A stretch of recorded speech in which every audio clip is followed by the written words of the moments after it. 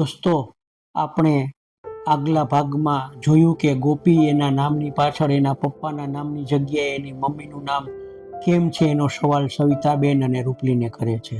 રૂપલી અને સવિતાબેન એને સમજાવવાનો પ્રયત્ન કરે છે અને ઘણા બહાના અને કારણો બતાવે છે, કારણ કે બંને મનમાં નક્કી કર્યું હોય છે કે એની ઉંમર હજી નાની છે, એટલે હજુ સત્ય હકીકત એને કેવી નથી. પરંતુ ગોપી એના બહાના અને કારણોને માનતી નથી અને ગુસ્સો કરીને ત્યાંથી ચાલી જાય છે.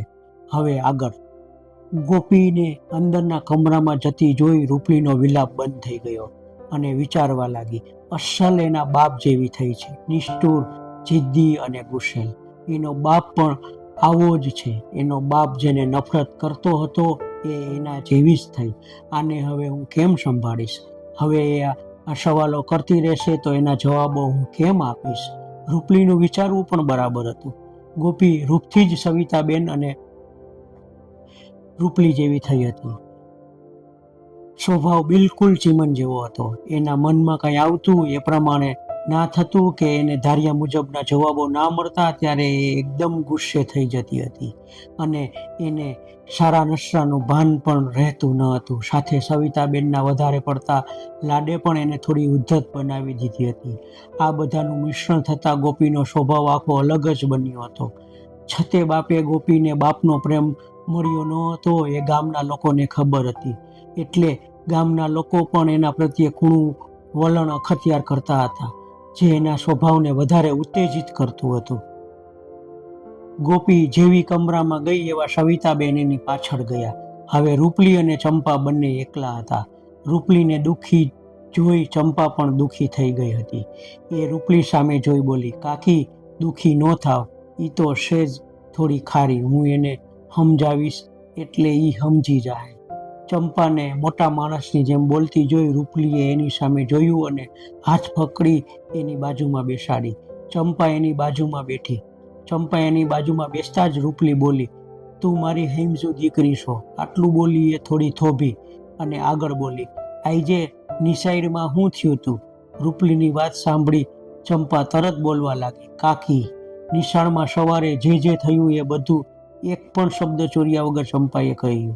સરપોટનો છોકરો જ આમાં મુખ્ય ભૂમિકામાં છે એ એને જાણ્યું અને સાહેબ હાજરી પૂરતી વખતે આખું નામ બોલે છે એનાથી આ બધું ઊભું થયું છે એની એને ખબર પડી.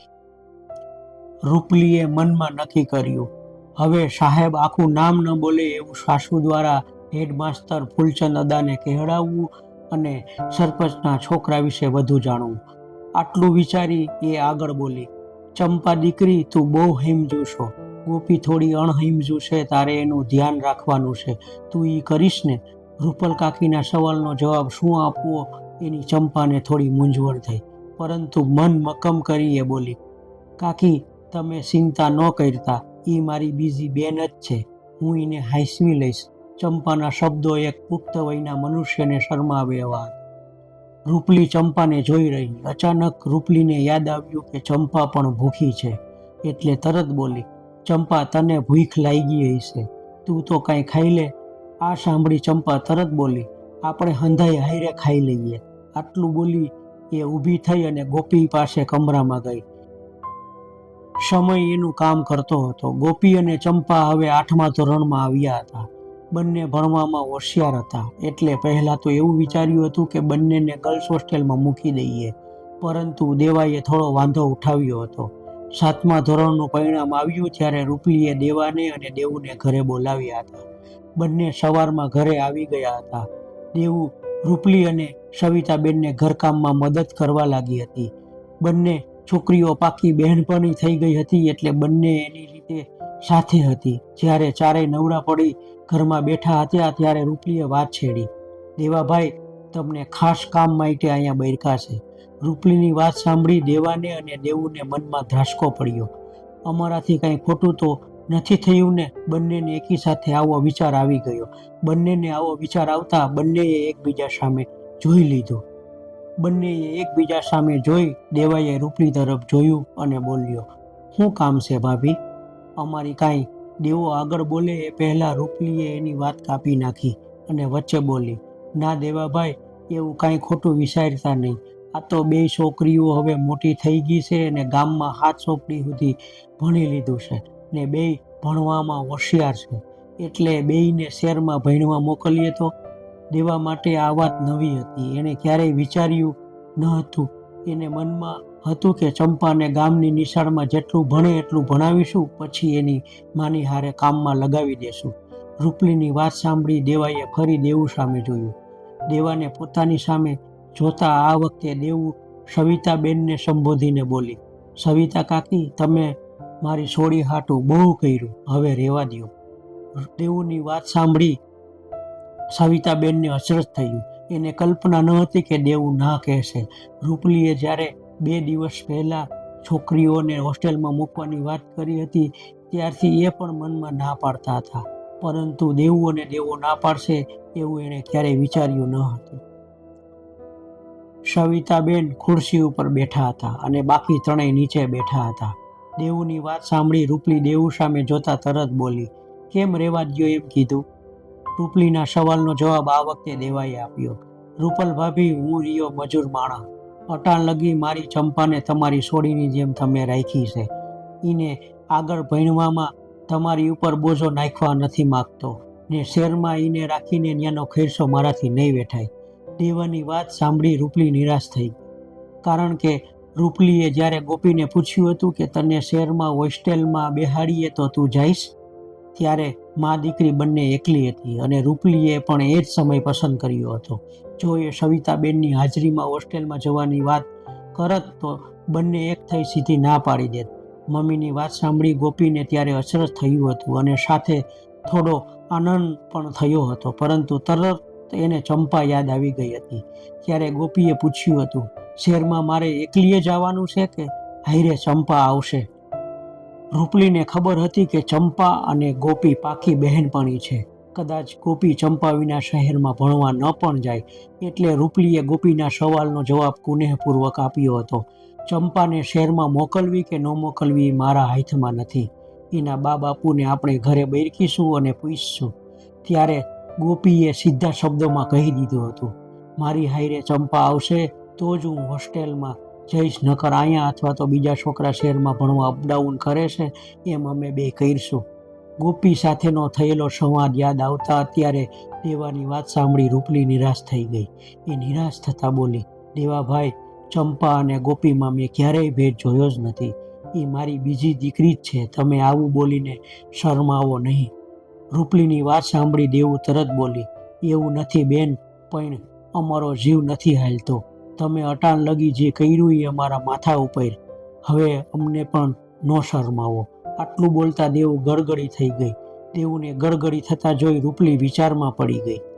રૂપલી વિચારતી હતી ત્યાં એને ગોપીની વાત યાદ આવી ગઈ. ગોપીની વાત યાદ આવતા જ રૂપલી બોલી, તમને ચંપાને હોસ્ટેલમાં રાખવાનો વાંધો છે હું માનું છું, પણ મારી બીજી વાતને ના ન કહેતા. રૂપલીની વાત સાંભળી ફરી બંનેને અચરજ થયું. ફરી દેવા અને દેવુએ એકબીજા સામે જોયું. બંનેએ એકબીજા સામે જોઈ. દેવુએ રૂપલી સામે જોયું અને આગળ બોલી, તમે પહેલેથી જ તમારી વાતને ના ન કહેવાનું કહી દીધું, એટલે અમે તમારું માઇન્ડ નહીં તોડીએ. કયો હું કહેવા માંગો છો? દેવુની વાત સાંભળી રૂપલી થોડી હરખાઈ ગઈ. એ બોલી, આપણા ગામમાં આગળ ભણવાની વ્યવસ્થા તો છે, પણ મારું મન બેયને અહીંયા ગામમાં ભણાવવા માગતું નથી. ગામના ઘણા છોકરા અને છોકરીઓ બાજુના શહેરમાં ભણવા જાય છે. એની હાઈરે બે છોડીઓને મોકલીએ, બસમાં બે અપડાઉન કરશે અને આપણી હાઈરે રહે. આમાં જાજો ખર્ચો નહીં થાય. છોકરીને અપડાઉન કરાવીને ભણાવવાનું દેવાનું મન માનતું ન હતું, પરંતુ દેવું ઈચ્છતી હતી કે ચંપા આગળ ભણે. એટલે એનો પતિ કંઈ બોલે એ પહેલા દેવું બોલી, આ વાત તમારી બરોબર છે, આમાં અમે ના નહીં કહીએ. અત્યાર સુધી સવિતાબેન ચૂપચાપ ચર્ચા સાંભળતા હતા. ગોપીને હોસ્ટેલમાં નથી મૂકવાની એ સાંભળી સવિતાબેનના જીવમાં જીવ આવ્યો. એ બોલ્યા, રૂપલીની વાત બરોબર છે, બે છોડીઓ આપણી નજરની સામે રહે ને શહેરમાં ભણશે પણ ખરી, એટલે દેવા આની ના ન પાડતો. સવિતાબેનની વાતને દેવો ઠુકરાવી ના શક્યો અને એણે પત્નીની વાત પણ માનવી હતી, એટલે એ માની ગયો અને આમ ગોપી અને ચંપાનું આગળ ભણવાનું નક્કી થઈ ગયું હતું. સામે સરપંચના છોકરા શિરીષ અને જીતેશનું પણ શહેરમાં ભણવાનું નક્કી થઈ ગયું હતું. એ બંને પણ રૂપલી અને ચંપા સાથે અપડાઉન કરવાના હતા, જે એક દિવસ મહાભારત સર્જવામાં નિમિત્ત બનવાના હતા. નમસ્કાર મિત્રો, આજે પહેલીવાર હું મારા વોઇસ દ્વારા તમારી સમક્ષ રૂબરૂ થયો છું.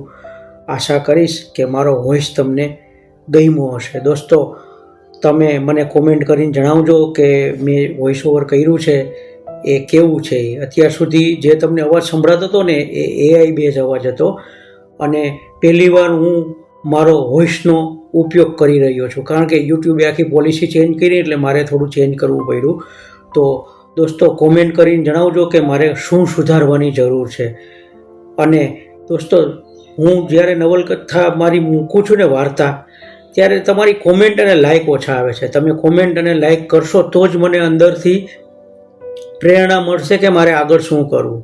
તો દોસ્તો, આશા કરીશ કે આ ભાગ સાંભળી અને જોઈ અને તમે મને ઉત્સાહિત કરશો. જો તમને આ ભાગ ગમ્યો હોય તો મારા ભાગને અને મારી મહેનતને એક લાઇક કરી દેજો, મારી ચેનલને સબસ્ક્રાઈબ કરી દેજો, અને બહુ ગમ્યું હોય તો દોસ્તો સાથે શેર કરવાનું ભૂલતા નહીં. દોસ્તો, તો મારા પહેલાં આ વોઇસ ઓવરને પ્રતિભાવ આપજો, જરૂર આપજો.